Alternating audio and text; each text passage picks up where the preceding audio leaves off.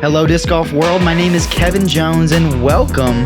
It's round 2 of your 2020 Majestic, brought to you by Prodigy Disc.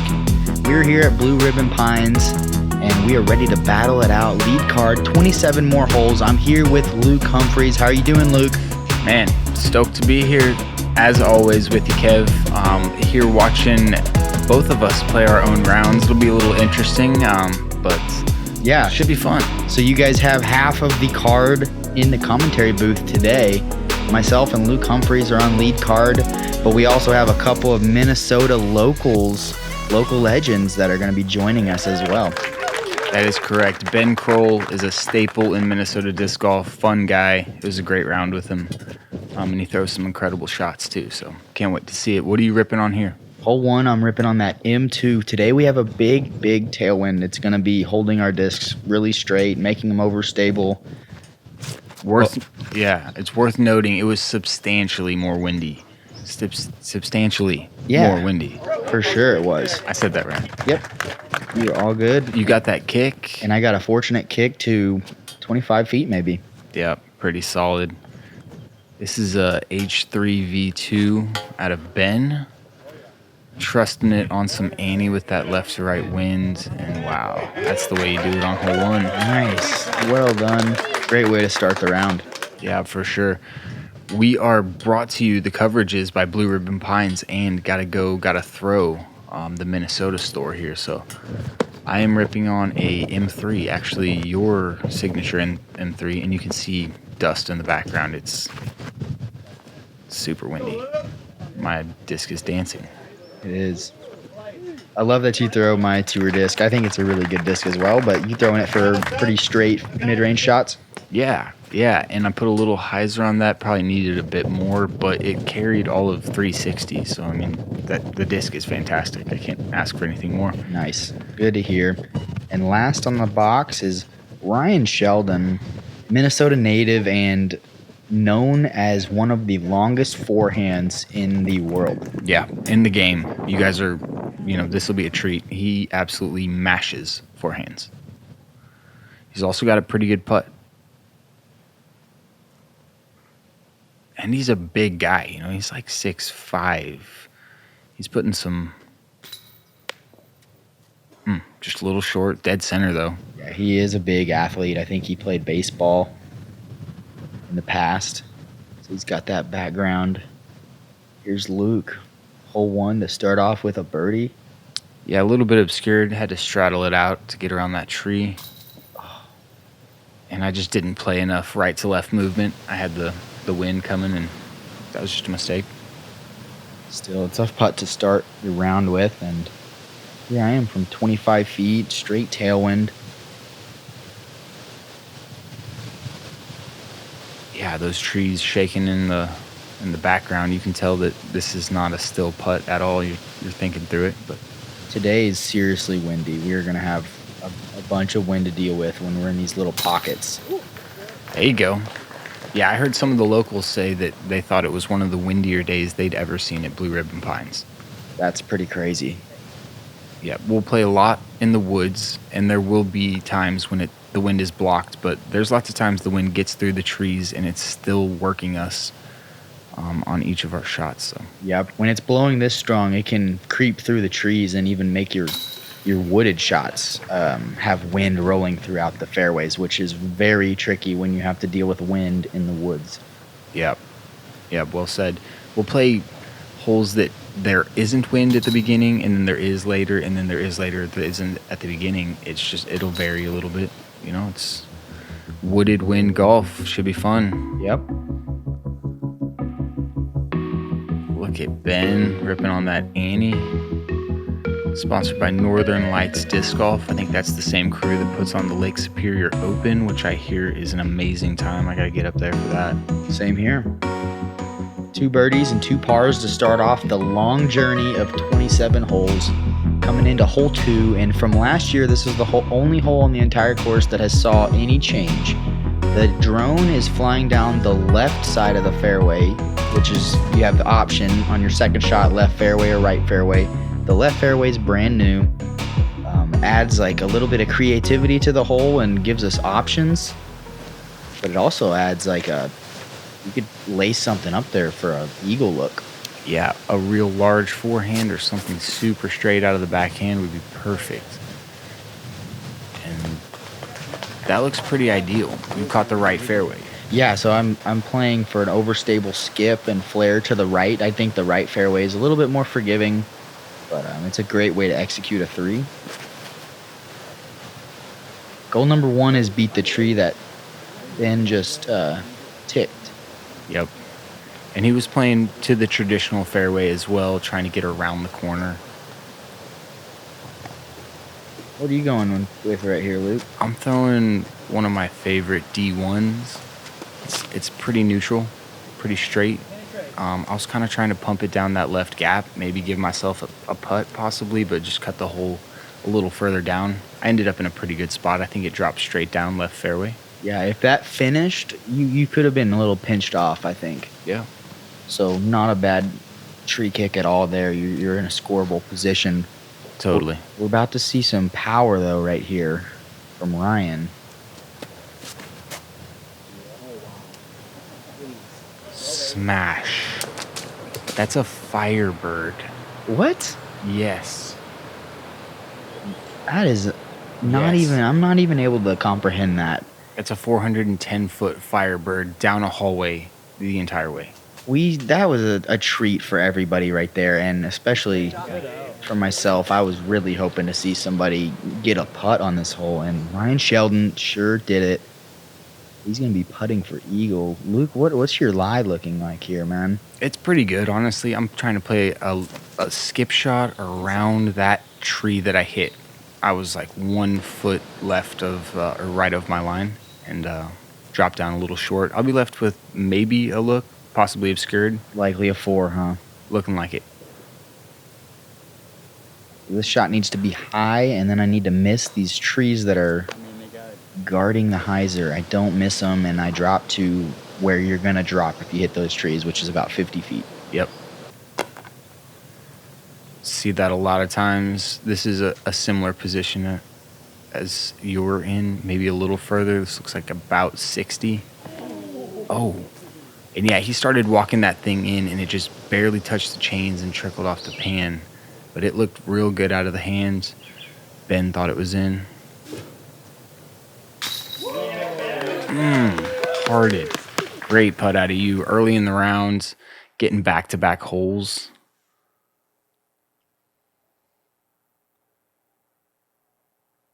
Sick slow-mo. Just watch it fall out of there. Nice. That's so satisfying. Yeah. I remember you moving for your disc before the disc hit the chains. I mean, you were reaching down to pick your stuff up. I was thinking to myself, like, Kev's starting out pretty confident. Oh, that was a really good feeling putt right there. So nice. I'm looking at a low ceiling wooded bid. Oh, wow. So that was a 3. That was for 3. That was for birdie. Maybe an inch low. Not a bad spot. And here's Ryan Sheldon. Clean look for the most part for his 2. Would probably be the only 2 of the tournament, and it's just off. It was actually would have been the second 2 of the tournament. Josh Miller drained a 75-footer for eagle first round, so that would have been 1 per round. There were no 2s in the second round. Big shout out to Josh Miller there. Huge 2. Yep. Oh. Man, from being just outside circle to taking a par, that's frustrating for Ryan.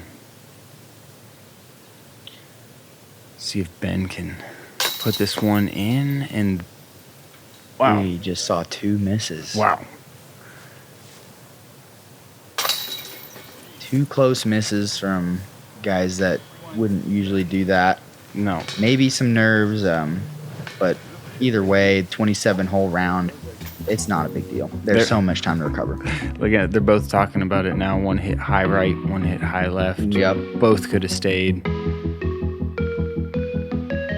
1 birdie, 1 bogey, and a couple pars. Luke, what was the handicap on that hole? That came in as the 21st hardest hole on the course, so 7th easiest.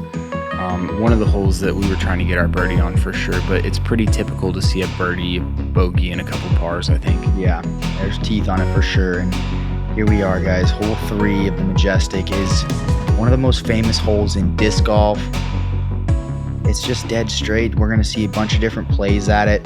Recently, Blue Ribbon Pines had a night round where they lit up the whole fairway and made it all colorful and like something that you can't even imagine. No, yeah, we saw pictures of it, and it was mind-blowing. And wow, Kev, 2 rounds in a row, you've absolutely laced that tee shot.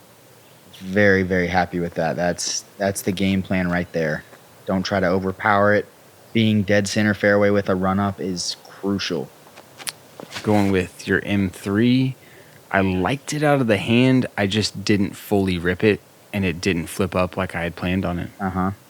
So not giving it that full power is going to cause you to hyzer out. What kind of tree action did you see? I was kind of waiting on the spotter. Yeah, you see me shrug my shoulders. I wasn't sure if I kicked out of bounds or what, because there is OB over there. Yeah, I would be afraid of that as well if I saw it leaking there. Kind of similar mistake Ryan made to what I made, just didn't fully get on it and flip it up flat. His kicked right, but then back down. Yeah, playing a little bit of plinko. Really fortunate to be in the fairway. Yeah, that's huge.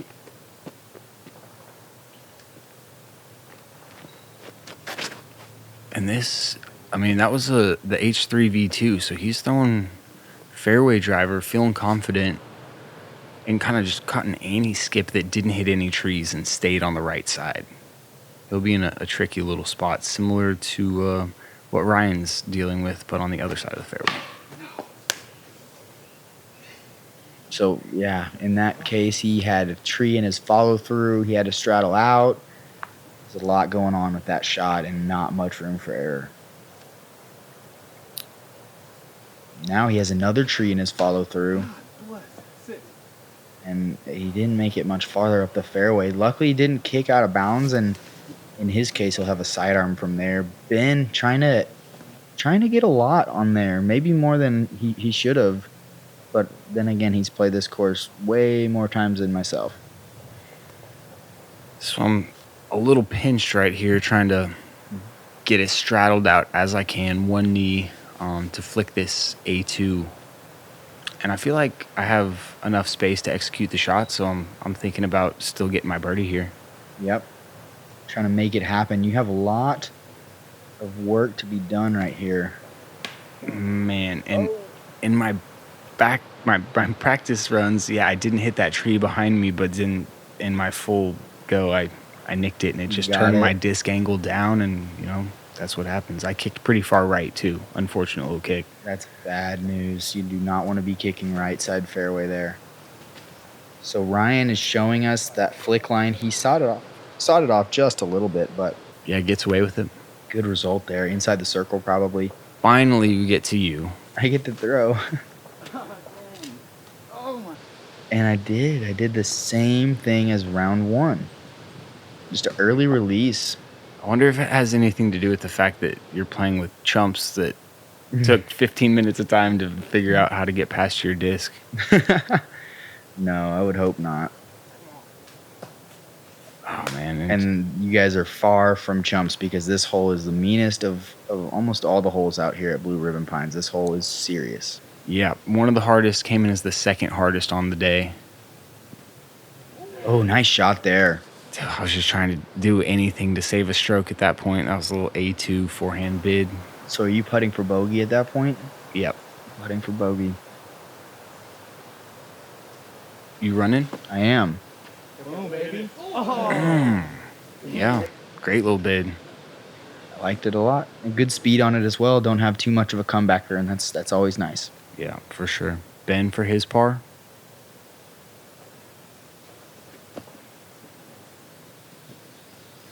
A little high out of the hands. Came in as the second hardest hole. Only 17 people birdied it. There was a 10, a 9. Listen to this. 8 7s and 9 6s. 8 7s. 8 triple bogeys. Wow. Yeah. Crazy. Just the hole never lets you get a breath. Once it gets you down, it kicks you. You're to the right, trying to get back in the fairway, kicking left, and then OB. And Yeah, this is one of the most signature take your medicine holes in the world. Yep, well put.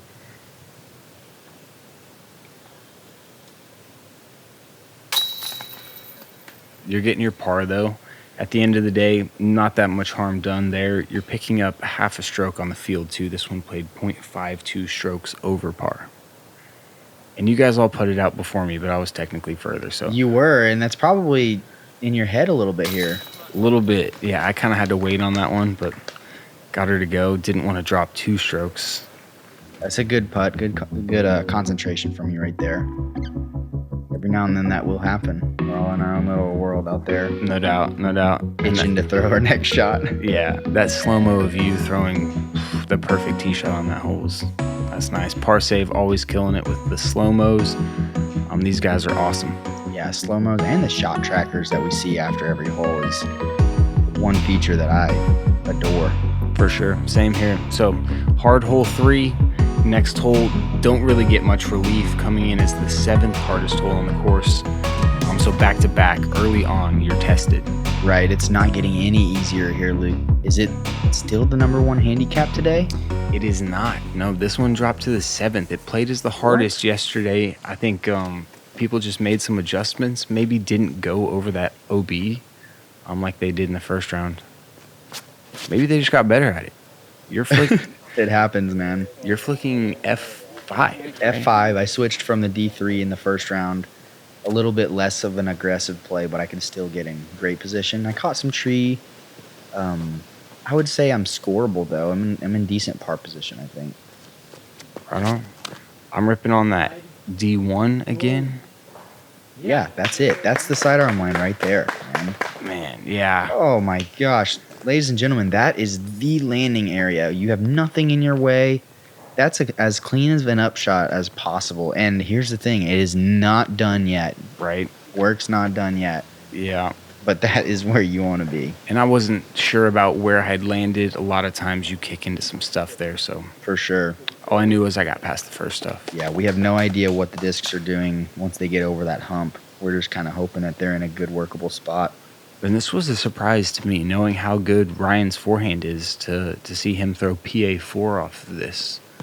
Which, I mean, it's a great disc, and the shot shape fits well, but a bit surprising. It is. I agree. It is surprising. He has a great forehand. Forehand can work on this hole, but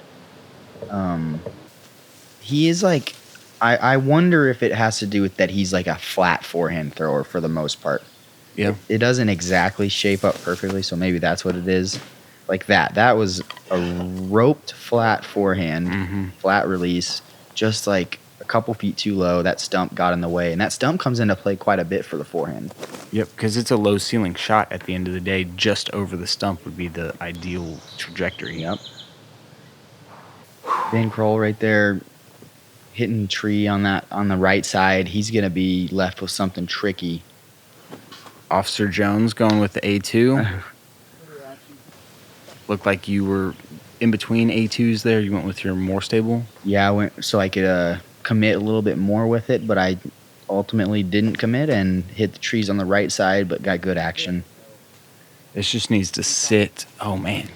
Catches a hot skip. This is a fast green. You kind of see players coming in, getting a little more ground action than maybe they wanted. Yep, is this an A2 right here? Yeah, this is beat up 300 A2 out of me. Hits the line. It's past the most important part, which is getting kind of over that OB. Now, you did it. You did decent on the hole so far.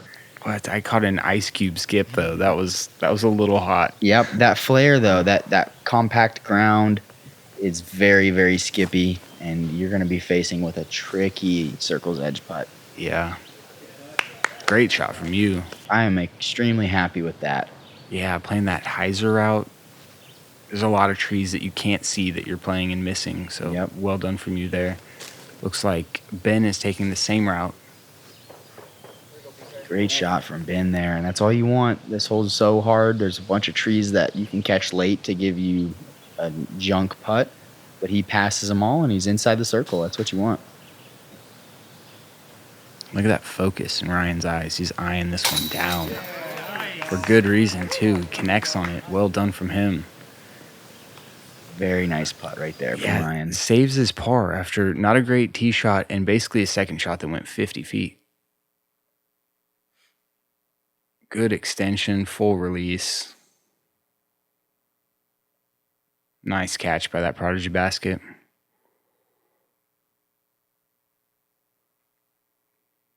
Sweet slow-mo there. And I'm sure he's stoked to walk off that hole with a 4 after being where he was at after 2. I'm not where you want to be. Are you inside the circle? No. So outside the circle, no way you're just going to have a regular stroke even. It looks like you have an altered stroke and an altered line. Yeah. Is that right? Yeah, and the tree blowing up and down, it really wasn't consistent the way the branches were laying, so I was kind of trying to pick a pocket and a time to shoot it out, and hopefully... Oh, yeah, waiting for that branch to get out of the way. Yeah. Yeah, that's disappointing too. Yeah, frustrating to be where I was at after that drive and not convert.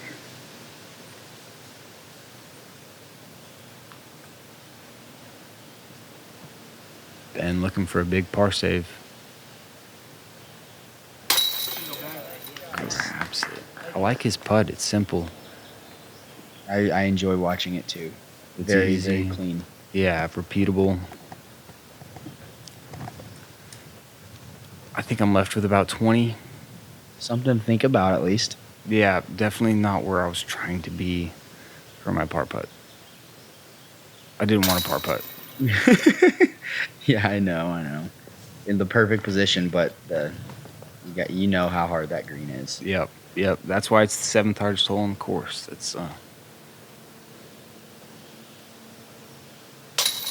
There's something about this camera angle I'm really liking. I'm digging it too.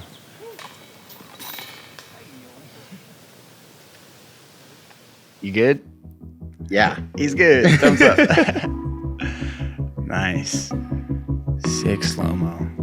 Dude, you can just see it in Ryan's eyes how focused he is on these shots.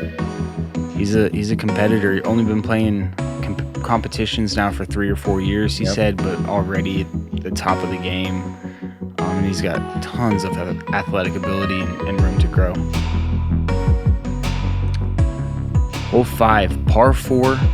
You've got a gap to hit off of the tee that presents you at about 290 feet. Getting just past it sets you up well. You can't bite off that much on this tee shot, with the lake kind of keeping you right around 340 feet. So you're left with 300 and change in no matter what, even at the best of tee shots. Yep. The only thing you can do is piece together 2 about 300-foot shots here.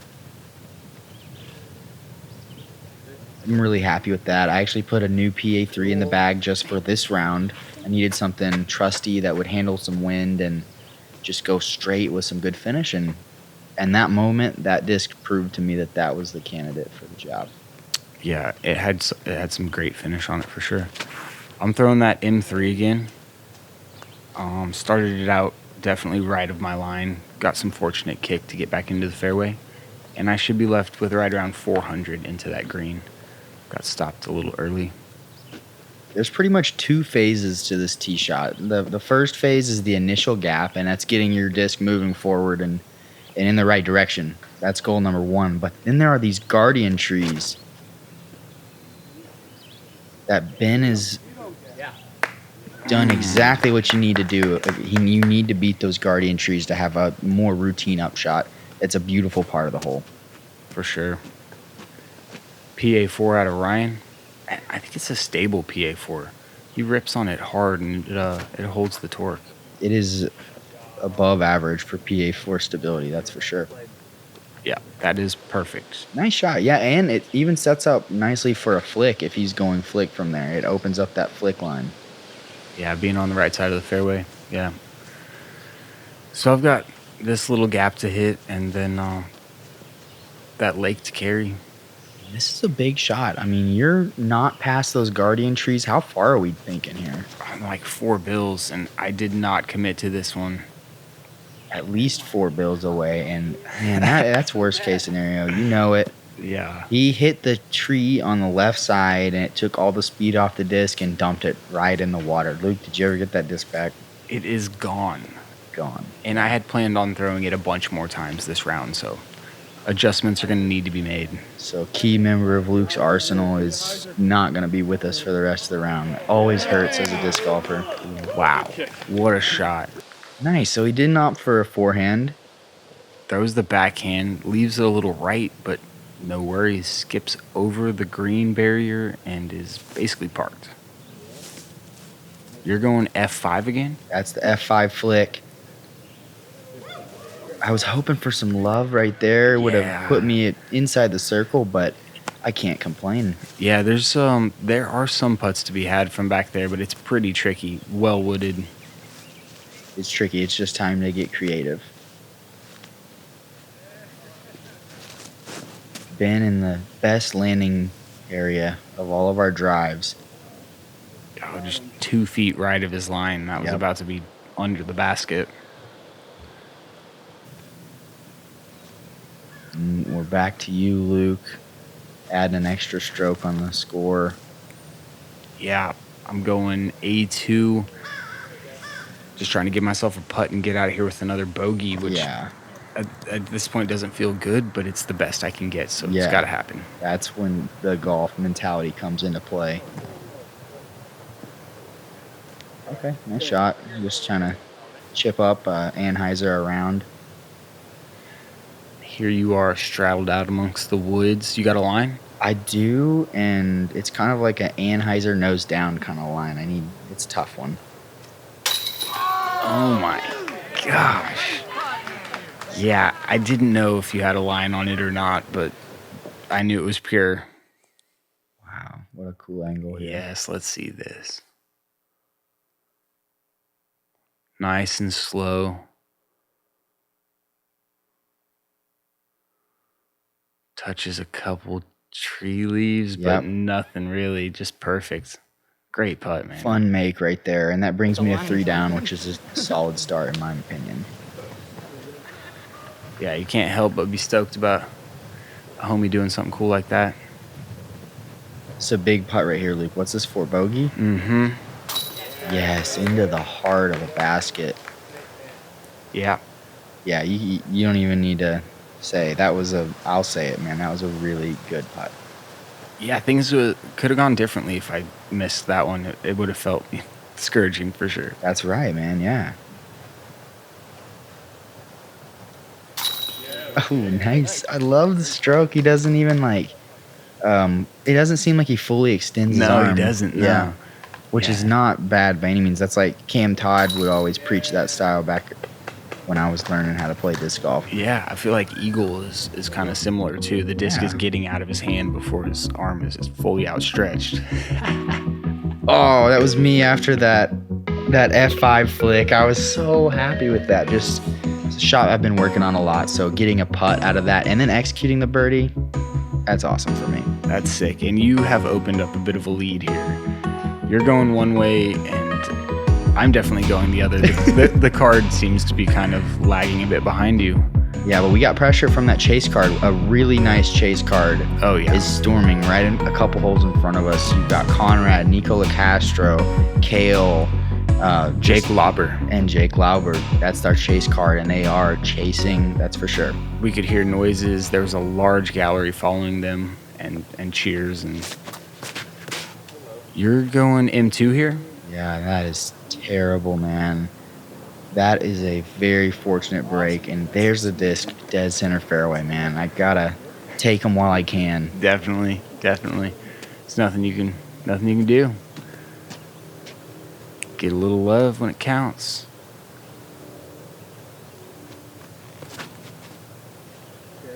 Ryan, now this is a shot right here. Maybe a little low, but can't argue much with that. Nice, and pushes it right up to the first tier, which is going to be, 25 feet maybe?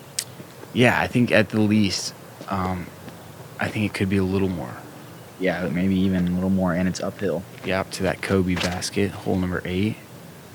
And just a filleted shot out of Ben. Yeah, buddy.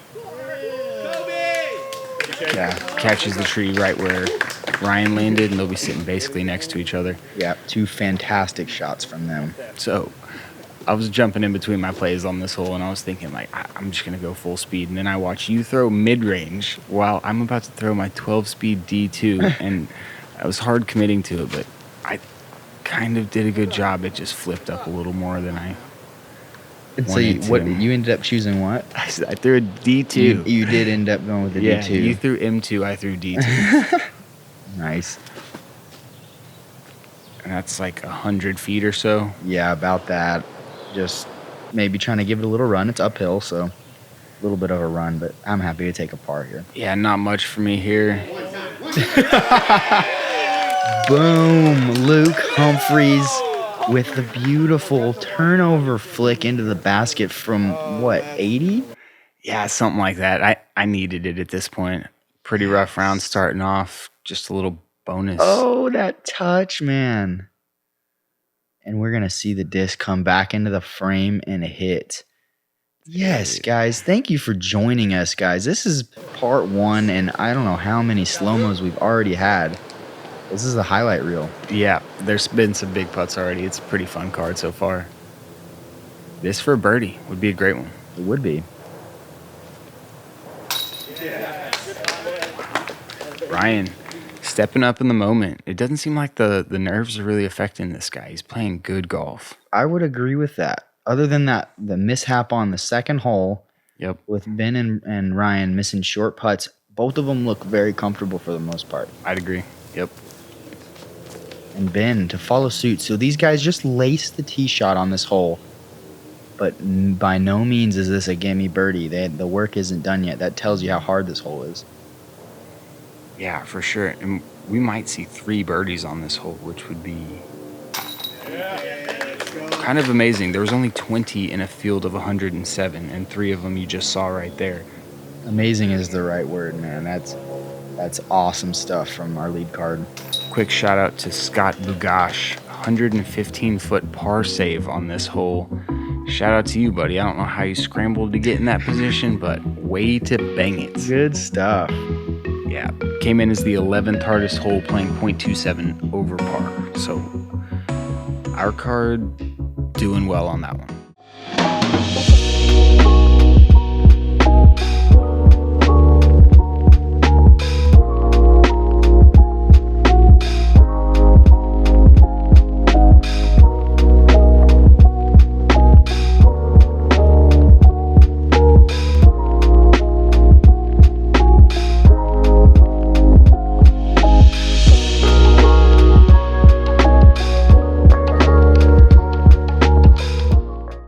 I think I had the box going into that hole, and going into the jump putt hole, I think I lost. I think I'm Bob now. Yeah. Real quick. Yeah, pretty crazy. So this is an interesting hole that we talked about last time that's unique to Blue Ribbon, but is a challenge in and of itself and should be accepted and even celebrated. I agree. I think it's a very unique hole, and by no means is it a gimme. You'd like to think it is, though. Yeah, I know. Yeah. 155 feet, and if you don't get it, you're just kicking yourself. That's a great play there from Ryan. Very solid play. He hyzered out a little early, but well within the circle. Yeah, and if he would have connected on the trees, he would have been in a similar spot already. So hard work done once you pass the one tree in the fairway that you can see there. The one that Ben just hit. That's the one.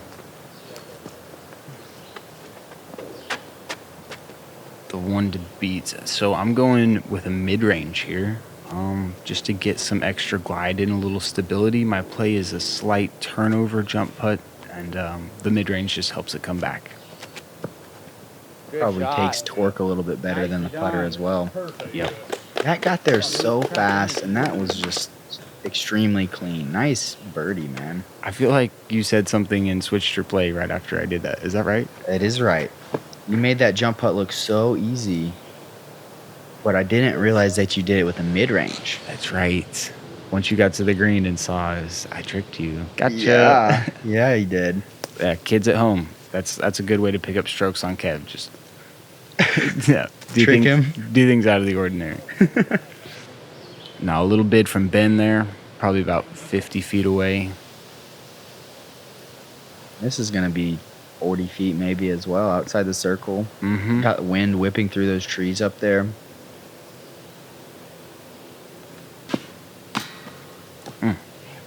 You already hit a couple outside that. I was thinking that one was cash for sure. I felt pretty good on that one. Downhill jump putt as well. Yeah, interesting little thing that Ryan does when he's inside the circle on putts that are shorter. He just kind of does the one leg, I don't know, fellbird. I didn't notice that. Yeah, he probably does it, I don't know, 15 feet and in. He just kind of stands there and one All arm. Yeah, it works for him. And at the end of the day, that's all that matters. So what kind of scores did that just give us? We just got a couple twos and a couple threes. A couple twos and a couple threes. It makes perfect sense because in my opinion, it's 50-50 whether you're getting this one or not. And that's basically how it came in. Half a stroke under par. Easiest hole on the course. 56 people birdied it. 60% of the field was in circle 1 in regulation. Crazy number. Yep. But it's a challenge in itself and part of the course. So we accept it and move on to another tricky hole. Right. Immediately after our short jump putt hole, we have another hole that you could jump putt as well. Yep. So today we have a huge tailwind that's ripping through these trees, and it's making our glidey turnover shot really, really difficult to nail. So you might see us get more conservative, possibly. Yeah, we're seeing Ryan do it right off the bat, not even trying to ante his putter at all. Straight up just jump putting a hyzer to the position he wants to be in, and he'll have something similar to that. I'm trying to, do the crapshoot through the top route. Yeah, you're trying to get a birdie. Trying to pick up strokes.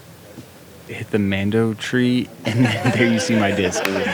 Like 10 seconds later, it's like 50 feet down the fairway.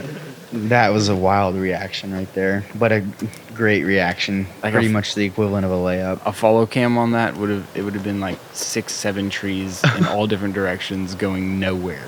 I would love to see that. Got the height. And this is played super high from Ben, and late tree stops him from probably penetrating the circle, but that's a wide open jump putt. Yeah, optimal position there. Yes. Good spot to be. And honestly, on average, that's the best you can do. You might park it 1 out of 20 tries, but that's pretty ideal from you as well. Just not messing with it. Yeah, I just saw what Ryan did, making it look so easy, and I try to copy him. Yeah, I will have a little bit more work than him, though. Jump putting that M3 mid-range again. Nice play, man. That's very efficient. Yeah, I was a little pinched, so I had to throw that ante. This hole is only 10 feet further than the last hole, and it coming in at 165, but still playing .32 strokes over par. A third of a stroke over par at 165 feet, Kev. Yeah, getting a birdie is just so hard. Yep. Myself scooting up to around 20 feet, and Ryan actually leaving some meat on the bone. He'll have a putt for par further than he'd like. For sure. Then, what's this, 35, 40? Yeah, I'd say like 40. I mean, great spot to be in. The trees aren't in his way. Oh my gosh, that looks so good. Looked really good. There were only 2 birdies on this hole all day. James Conrad and Anthony Erickson. And James banged his from 80 feet. Wait a second. Yes, let's watch this replay. What a cool replay we get to see. This is how it happens, people. The band make. Oh my gosh, that is so cool. Thank you, Parsave Productions, for that replay right there. And nice par, Ryan. The layup paid off. It bounces dead center off the rim and then moves into the chains. He doesn't understand it, neither do we, but he's in for the par. It happens. Good putt from you there. Happy to take a par on this hole.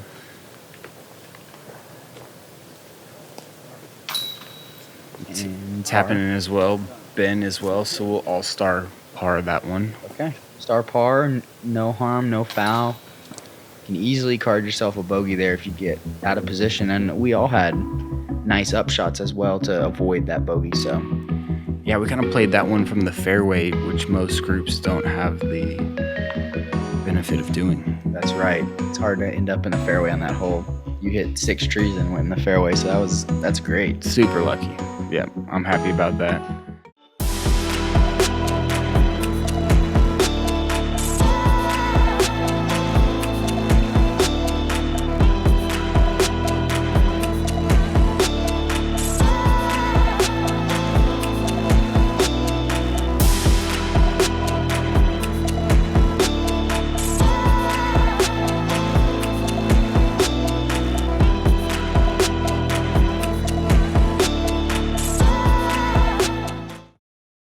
This is one of those tee shots we talked about last round. One of the 5 hardest tee shots in the round that will dictate how this entire hole is going to be played. If you hit early, you're going to have such a tough time just saving your par on this one. Yep, this is a moment in the round when it's really important to buckle down and execute a tee shot. This is a huge momentum shift in the round, whether you're carding an easy birdie or you're carding a double bogey. It can make big effects on your round. Catching a late tree on the left side from that ripped forehand from Ryan. So ripped. I was interested to see where that was going. He kicked pretty far right, it looked like. Okay. Not a good place to be. No, but made the initial gaff, which is good. And that's pimped, it looks like. Yeah, this would have been that orange disc that I threw in the water, so I'm already having to change my play up a little bit based on that. That's a white 400G, D1. And yeah. Is it more or less stable than your orange was? It's more. So you kind of had to shape that one a little bit more, torque it some more. Yep, exactly.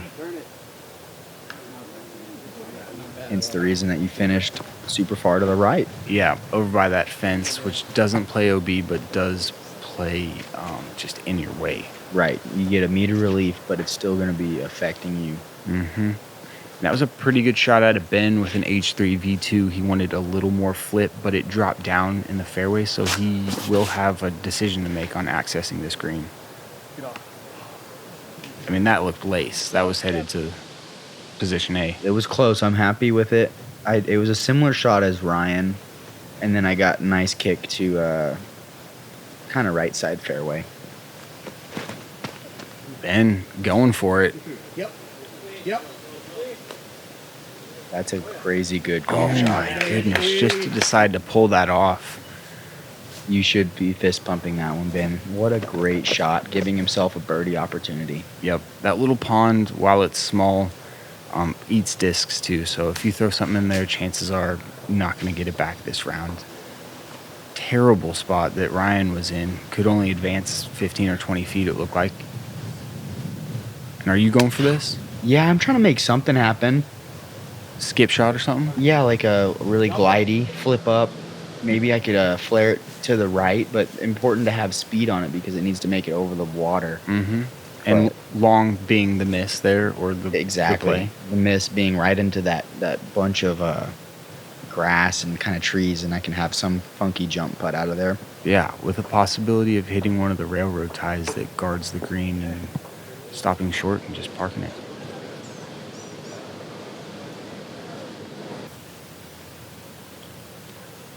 So Ryan, you saw him there trying to turn something over, just get himself into position, caught a tree. This is his par attempt here. And it needs to get down. Cruises just over that telephone pole, railroad tie, whatever that thing is, that kind of is a good little bumper for you. Yep. And here I am after my meter off of that fence. And finally getting to attempt your shot because you smashed your drive. Meter off the fence. Patent pending. Perfect. I knew it out of your hand. I'll take that. You should, man. Dropping threes is it. Sometimes it feels so easy on this hole, but you have a dangerous forehand, and that's what can make it feel easy sometimes. Rip a forehand up there, and then hopefully you get far enough to where you can just zip a putter to the basket. Yep. This is a very solid spot for me. Just like throw up a jump putt, maybe you make it and you make a crazy 3, but at worst you're gonna make a par. Yeah, which is no big deal on this hole. Hole 9 comes in at 0.35 strokes over par. There was an 8, 3 7s, and 9 6s on this hole, so it could get away from you quick if you let it. The OB plus the tight drive, it just plays as a hard hole. Sit. Okay, so after Ben's fantastic upshot, giving him a look at birdie, he is gonna end up taking a par on the hole. Ryan, that's painful. That's gonna be a 6 for Ryan. He struggled on this hole. Yeah, double bogey. He's not happy about that. I mean, at the end of the day, he's got a great forehand, set up nice off the tee, just didn't catch it the way he wanted. Par, no worries there. I am gaining a stroke, though, and getting one closer. Is this creeping into your mind, or what? At this point, you sure it is. Yeah, I think I just checked U-Disc around this time, and yeah, you're coming within like 2 strokes, making it a nice battle. And we've got that chase card too that they could go hot any second as well. Yeah, we know they're coming in. Yeah, so it's just important to not get bogeys, obviously, and try to rack up as many birdies as possible. Just keep battling. It's a war out there. Yep. But thank you guys so much for joining us. That's part 1 of 3 of our final round coverage of the 2020 Majestic, brought to you by Prodigy Disc. This is Kevin Jones and Luke Humphries. Thank you guys for joining us for part 1, and we really hope to see you for part 2.